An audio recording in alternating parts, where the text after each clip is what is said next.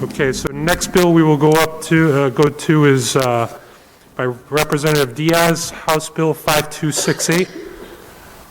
Representative Diaz, would you like to explain your bill, please?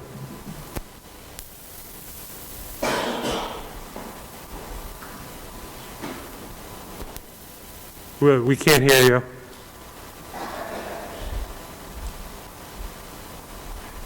I still can't hear you, Representative.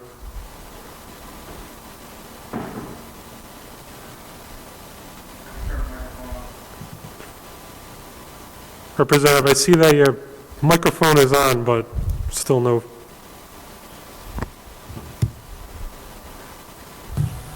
Can you hear me now? Now we can hear you. Okay, beautiful. Sorry about that.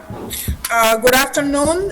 Thank you, Chairman and members of the Corporation Committee. It's my pleasure to introduce the House Bill 5268.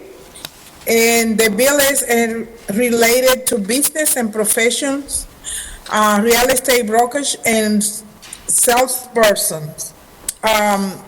What the bill does is to include housing. I'm sorry, I'm looking for my note. What the bill does is require all prospective and future licensees to complete a fair housing course prior to obtaining or renewing a license by adding fair housing to a list of pre-licensing requirements. As you may know, anyone who looking to have a real estate license, the state required 24 hours of continuing education for every 4 months, and there is so many lists of courses that you need to complete in order to comply with the requirement. So by adding fair housing information to this requirement, we are securing the Rhode Islanders has people who are knowledgeable about fair housing at the moment they purchase or they have to dealing with any real estate transaction. This bill also includes all licensing, grandfathering licensing, reciprocal licensing, and autonomy brokers for the 24 hours of continuing education. The existing state law makes no mention of the numbers of hours or the extensions that DBR approved in this regulation. So we have somebody from the RIAR to testify tonight, and also we have a testimony from ACLU, and Director Steve Brown recommends some language that I agree with and willing to work with the ACLU in order to pass this bill, which is very needed in this time of pandemic with people are still doing transactions in the real estate world. So thank you, and I'm able to answer any question that you may have. Thank you, Representative Diaz.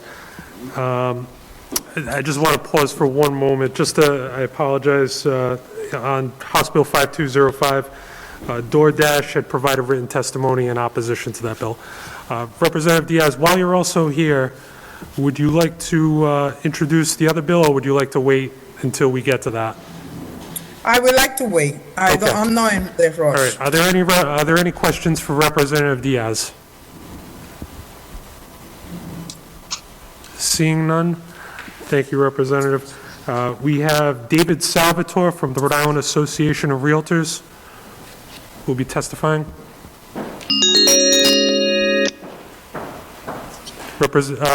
David Salvatore, you're on the line. Hi, Mr. Chairman. Thank you. Can you hear me? We can.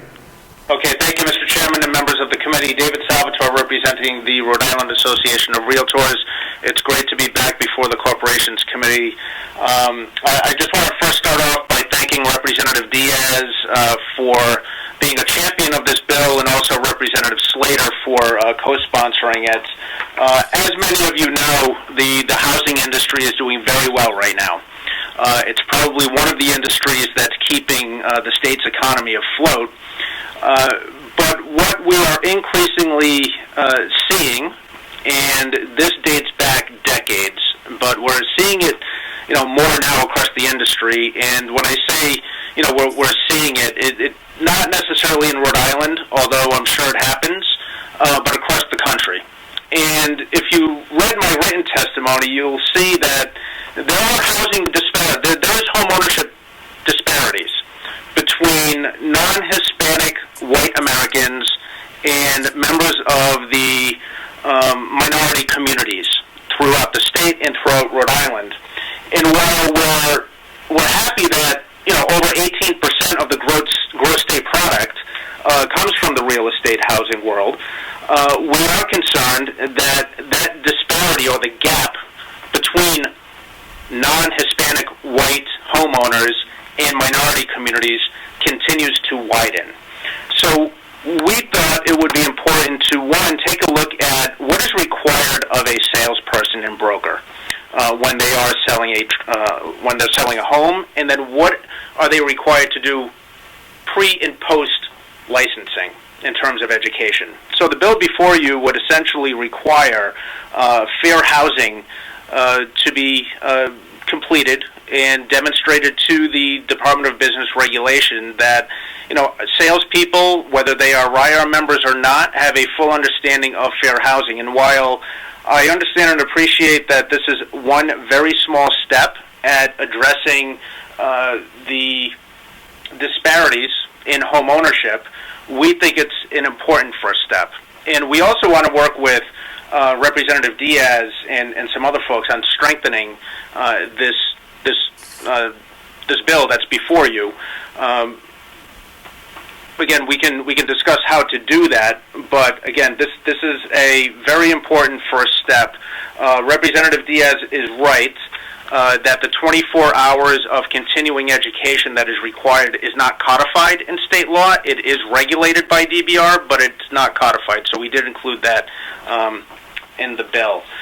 RIAR has taken several first steps at addressing the implicit bias that happens in the real estate world, specifically during the home ownership transaction. Some of you might recall, several years ago I appeared before this committee asking you to double the administrative fine imposed on a real estate licensee for violations that were not consistent with what's required of a salesperson or broker. And some of the members of the Corporations Committee, questioned why I was standing before you and asking you to double the fine imposed on some of our members. Our members are serious about addressing, again, some of the issues that exist in the housing world, and we're serious about holding those accountable who are not adhering to the regulations that have been set forth by DBR. Additionally, RIAR has supported a bill that would not necessarily help homeowners. I mean, this would help homeowners at time who are landlords, but tenants. And that bill, which we will be supporting on Thursday night, would ban housing discrimination against those tenants who use a housing voucher to pay their rent. The reason why I'm bringing this up is because we know firsthand that this is unending work that requires a full commitment not only from our members at the Realtors Association, but real estate licensees across our state. We believe that there are segments of the population who have been left out of the American dream, and we are prepared to have this very serious constructive dialogue with all of you to make sure that every Rhode Islander, in this case, has access to the same opportunities that some of us have had in the real estate market. So, again, looking forward to working with all of you on strengthening this bill. I did see the amendment proposal by the ACLU. We agree with the comment to include disabilities, and perhaps the legislation should cross-reference specific chapters of the law to include disabilities. I don't think we want to confuse what the role of other state agencies are, in addition to what the role of DBR is at this point. So, Mr. Chairman, thank you for allowing me to testify. I'm happy to take any questions at this time. Are there any questions for the witness? Seeing none? Thank you, David, for your testimony. We have received written testimony from the ACLU in support with amendments, as was previously stated. And then we have also received written testimony from Jordan Goyette, which is in your packet. Seeing that there are no other questions on this, no other discussion, that concludes the testimony on House Bill 5268. I'm going to hand over the gavel to Vice Chair O'Brien now.